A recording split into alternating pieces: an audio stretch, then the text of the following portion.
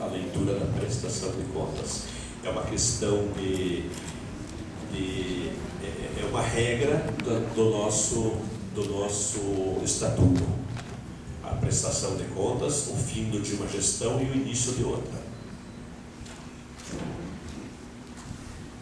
Desembargador Luiz Renato Pedroso, presidente emérito do Centro de Letras do Paraná, demais membros que integram a mesa de honra e autoridades presentes, novos centristas, meus amigos, confrades, convidados, senhoras e senhores.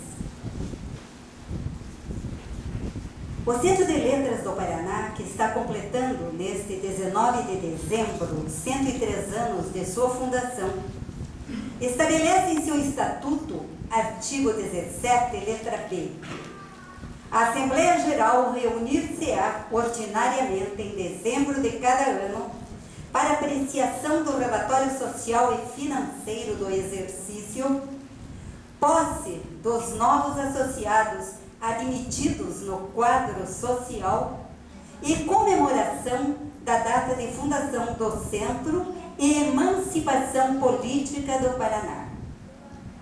Este ano, como houve eleição da nova diretoria e conselho fiscal em novembro próximo passado, deve-se atender a mais uma exigência do Estatuto, em seu artigo 5º, caput.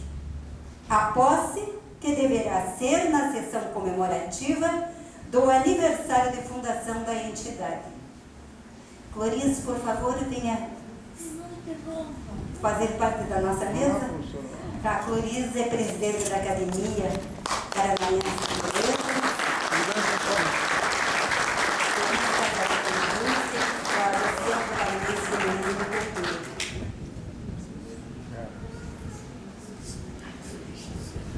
Estamos, pois, reunidos hoje para cumprir normas estabelecidas e comemorar acontecimentos históricos que se interligam pela mesma data.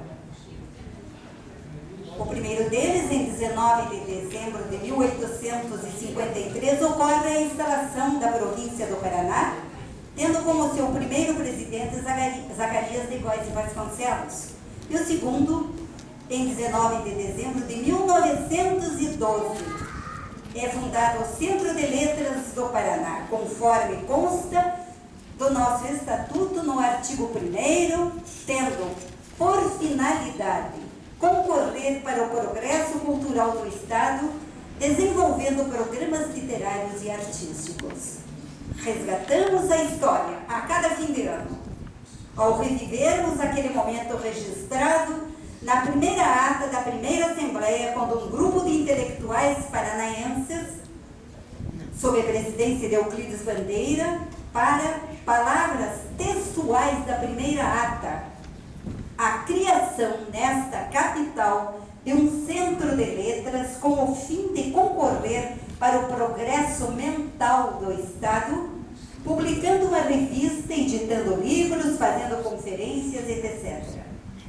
Hoje, 103 anos depois, como em anos anteriores, os anseios desse primeiro grupo, já concretizados, perenizam-se e crescem, alimentando a própria história, refazendo-se, com vistas a contribuir também para as futuras gerações. Passo, pois, ao relatório social e financeiro do exercício do ano de 1915, conforme exigência estatutária. Este patrimônio físico do Centro de Letras foi consolidado em 1953, sob o governo de Bento Munhoz da Rocha Neto, sob a responsabilidade do engenheiro Elato Silva, meu tio. Engloba, além desta sede, 5 apartamentos e 2 lojas, cujo aluguel é sua fonte de renda. Declarada entidade cultural sem fins lucrativos e considerada de utilidade pública por lei municipal, estadual e federal, depende ainda para sua manutenção da taxa de anuidade advinda de seus associados, cujo valor é de R$200 ou R$20 ao mês, e das doações que, em tempos, socorrem as necessidades prementes. A nossa biblioteca ampliou-se. Está com um acervo perto de 22.000 volumes, entre os quais obras raras. Esse patrimônio em livro exige cuidado constante. É o trabalho da funcionária Cecília Branco Rodakovski, que só neste ano realizou a higienização e realocação de 350 revistas, higienizou e fez o fichamento de 1.105 obras de autores paranaenses, higienizou outras 600 obras gerais e 270 obras antigas, fez o fichamento de 440 obras gerais, registrou a doação de 170 obras, de 22 empréstimos e de 114 visitas. Também a Secretaria do Centro de Letras, funcionando de segunda a sexta-feira, das 14 às 17h30, à disposição dos associados e visitantes com respeito às atividades que lhes são próprias, sob a responsabilidade de Franciele Vieira. Neste ano, expediu 1.200 correspondências para associados, com a programação mensal, e recebeu 180. Foram cerca de 1.500 e-mails enviados para associados, sem contar os esporádicos e os incontáveis recebidos. 13 fax recebidos, 226 boletos expedidos, referentes à eliminação de pombos. Foi reorganizado o cadastramento dos novos associados e preparada esta sessão magna com a confecção de diplomas, novas palas e todo um aparato para a admissão dos novos associados. O Centro de Letras mantém ainda, além das duas funcionárias mencionadas, uma terceira, responsável por serviços gerais, a Maria Luísa Gonçalves.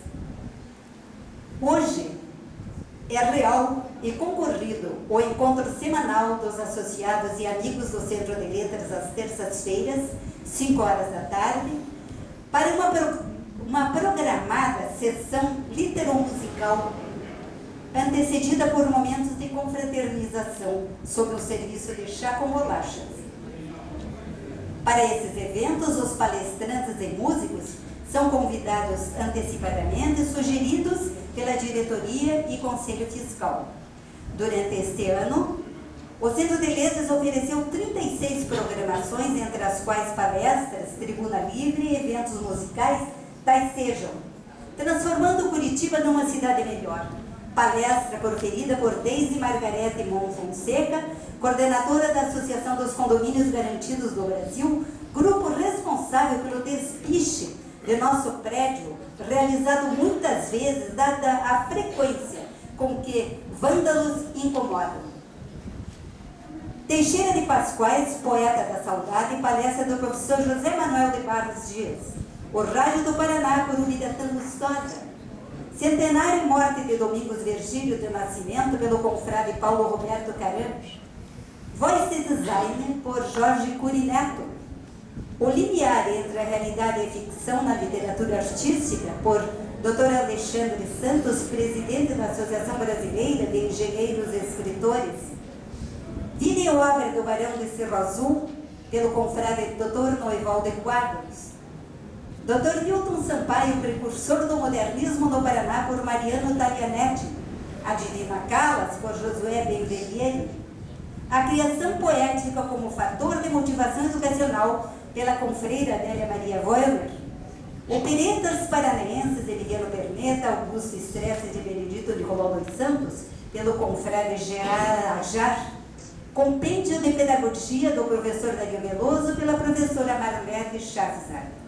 Na última terça-feira de cada mês, dedicada à música, o Centro de Letras contou com a apresentação do violinista Manuel Anísio Moscaleves, da pianista e confreira Aparecida Maria Cardoso da Silveira, da pianista e confreira Kathleen Evelyn Miller, da soprano e confreira Orli Bach, acompanhada por Doris Ernérico ao piano, do pianista Hélio Peixoto, da pianista e professora Dalila Wachelke Morgenstern, valorizando compositores paranaenses, sobre os quais a vice-presidente Tereza Teixeira de Brito fez comentários.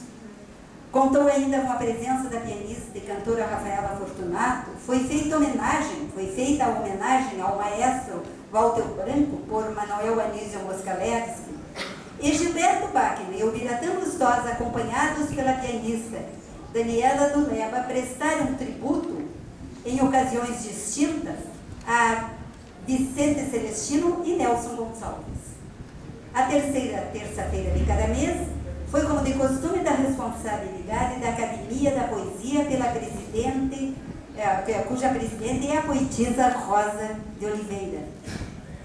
Coadjuvados que fomos pela experiente presença de ex-presidentes do Centro de Letras do Paraná, como Adélia Maria Bueno, o desembargador Luiz Renato Pedroso, e da existência de diretoria e conselho fiscal eficientes, operantes, copartícipes nas decisões tomadas, em reuniões realizadas na primeira terça-feira de cada mês, conseguimos elaborar projetos que eliminaram nossa dívida para com o Banco Itaú. Realizamos a dedetização e eliminação de pombos, colocando tela protetora no telhado. Pudemos trocar as persianas das salas de reunião, coordenação e secretaria, adquirir nova impressora para a secretaria, contratar o serviço especializado para fazer afinação, imunização e regulagem dos 2 pianos, substituir as lâmpadas da sala de reunião e do auditório e adquirir um bebedouro. Para esses fins, também concorreu significativamente a doação via boleto bancário de alguns dos nossos associados que entenderam a premência da situação financeira em que se encontrava o nosso sodalício. Significativa, porém, foi a quitação das dívidas acumuladas para com o INSS, perto de R$40 mil, graças à generosa doação do Banco Bradesco S.A., na pessoa de seu presidente, senhor Antônio Bornia, amigo pessoal do nosso presidente emérito, desembargador Luiz Renato Pedroso, a quem somos profundamente agradecidos. Durante 14 anos, a presidência do Centro de Letras do Paraná foi exercida pelo desembargador Luiz Renato Pedroso, período de grande relevo e prestígio desta Casa de Cultura, cujo ápice ocorreu na festa do centenário, quando foi lançado o livro-álbum Um Século de Cultura, História do Centro de Letras do Paraná, de 1912 a 2012, obra que se tornou um orgulho para nossa entidade. Está à disposição para venda aos interessados no saguão ao lado. Hoje é realidade a revista do Centro de Letras, renascida sob a presidência do desembargador Luiz Renato Pedroso e sob a coordenação de Tereza Teixeira de Brito, Adélia Maria Bueno, Paulo Roberto Valbach e minha. Revista que veicula a produção literária dos autores paranaenses contemporâneos, alguns de realce internacional. A recente edição, número 60, dezembro de 2015, está à disposição na Secretaria e no saguão. Esta nossa casa abriga ainda outras entidades culturais, tais sejam a Academia de Letras José de Alencar, União Brasileira dos Trovadores, Academia Paranaense da Poesia e Academia Paranaense de Letras, contribuindo cada uma com uma taxa de manutenção. E para gáudio de todos nós, integrantes dessa Casa Centenária, é realidade o ingresso anual de novos associados nesta confraria, e desta feita em número significativo, porque elevado, de 39. Há projetos, porém, que não foram realizados. Um deles, a modernização do Estatuto do Centro de Letras do Paraná, do qual um estudo foi apresentado pelo nosso diretor jurídico, Dr. Evaldo Pedroso de Paula e Silva. Circunstâncias pessoais não me permitiram debruçar-me sobre esse estudo como eu gostaria. Todavia, encerramos o ano sem dívidas e com alguns valores em contas no Banco Bradesco e na Caixa Econômica, que permitirão à nova diretoria uma certa folga para iniciar a próxima gestão. Resta-me dar as boas-vindas aos novos associados e agradecer. Agradecer muito aos membros da diretoria e conselho fiscal que me substituíram quando da minha ausência por motivo de saúde e mensalmente, participando das reuniões, ajudaram-me nas decisões a serem tomadas. Agradecer aos conselhos e orientações do desembargador Luiz Renato Pedroso e de Adélia Maria Wander. As nossas colaboradoras, Franciele, Cecília e Maria Luísa, que mantêm a atividade responsável e eficiente às solicitações e exigências de uma entidade como a nossa. Agradecer a colaboração da Fundação Cultural de Curitiba, que durante todo o ano oferece-nos o serviço de som e imagem. Agradecer as doações feitas pelo Banco Bradesco, através do senhor Antônio Bornia. Agradecer à empresa Itaipu Binacional, que nos agraciou com 4 computadores. Agradecer aos coordenadores das Associação dos Condomínios Garantidos do Brasil, pelas vezes que promoveram o despiche da fachada de nosso prédio. Agradecer a Link Assessoria Contábil, que mantém em ordem a nossa contabilidade. Agradecer a Imobiliária Galo, que administra as nossas locações. Agradecer a Gráfica Editora Progressiva, que edita a nossa revista. Agradecer a presença durante todo o ano do nosso fotógrafo, Oliveira, que atende, que está sempre presente aos nossos momentos. Agradecer aos amigos, confrades, músicos, poetas, escritores, a razão da existência deste sodalício. Agradecer a Deus por me permitir este convívio agradável e prazeroso, construtivo e estimulante, aqui vivido e compartilhado. Inicia-se hoje o Ano da Misericórdia, instituído pelo Papa Francisco. Que o êxito da mensagem proposta, do pleno significado do que seja esse atributo, a misericórdia, que é entender a necessidade do outro, suas dificuldades e carências, penetre em nossos corações e no coração de todos os responsáveis pelos caminhos da humanidade, visando a paz em nossos lares e no mundo.